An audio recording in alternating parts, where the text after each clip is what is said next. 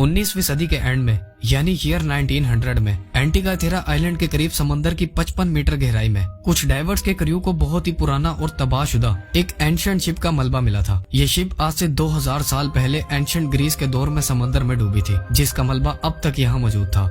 Research के दौरान इस शिप से डाइवर्स को एक बॉक्स भी मिला था जो बहुत ही खस्ता हालत में यहाँ पड़ा हुआ था। जब उस बॉक्स को खोला गया तो उसमें कीमती ज्वेलरी, मार्बल स्टैचूज और एंशिएंट कॉइन्स के साथ साथ एक जंगशुदा मेटल का टूटा हुआ टुकड़ा भी मिला। मेटल का ये छोटा सा टुकड़ा दिखने में बिल्कुल भी नॉर्मल नहीं लग रहा था। जब अथॉरिटीज तक ये न्यूज पहुंची तो इस पर फौरन रिसर्च स्टार्ट कर दी गई। जब इस मेटल के टुकड़े पर रिसर्च शुरू की गई तो जो कुछ सामने आया उसने हम इंसानों की तारीख को ही बदल कर रख दिया था। साइंटिस्ट और रिसर्चर्स को इस बात पर यकीन ही नहीं हो रहा था कि मेटल का ये टूटा हुआ टुकड़ा और कुछ नहीं बल्कि एंशिएंट ग्रीस में बसने वाले लोगों का एक कंप्यूटर था, जिस पर 35 छोटे और बड़े गियर्स लगे हुए थे, जिन्हें आज से 2000 साल पहले बड़ी महारत के साथ बनाया गया था।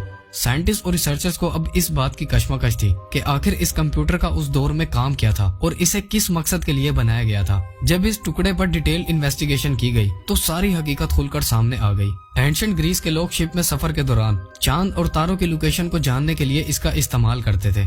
ये कंप्यूटर सोलर एक्लिप्स के साथ साथ चांद तारों की फ्यूचर लोकेशन को भी प्रिडिक्ट कर सकता था, जो इस बात का सबूत था कि एंशिएंट ग्रीस के लोग हमारी सोच से भी ज्यादा ज़हीन और एडवांस थे। साइंटिस्ट का यह कहना था कि मेटल का यह टुकड़ा अभी कंप्लीट नहीं है, इसका एक दूसरा हिस्सा भी है जो आज तक समंदर की गहराइयों ही में कहीं खोया हुआ है। मेटल के उस टुकड़े को ढूंढने के लिए कई एक्सपीडिशंस अरेंज किए गए, लेकिन कई सालों की मेहनत और रिसर्च के बाद भी साइंटिस्ट और रिसर्चर्स उस मेटल के टुकड़े को ढूंढने में नाकाम रहे, जिसके बाद इसे नेशनल आर्कियोलॉजिकल म्यूजियम में नुमाइश के लिए रख दिया गया।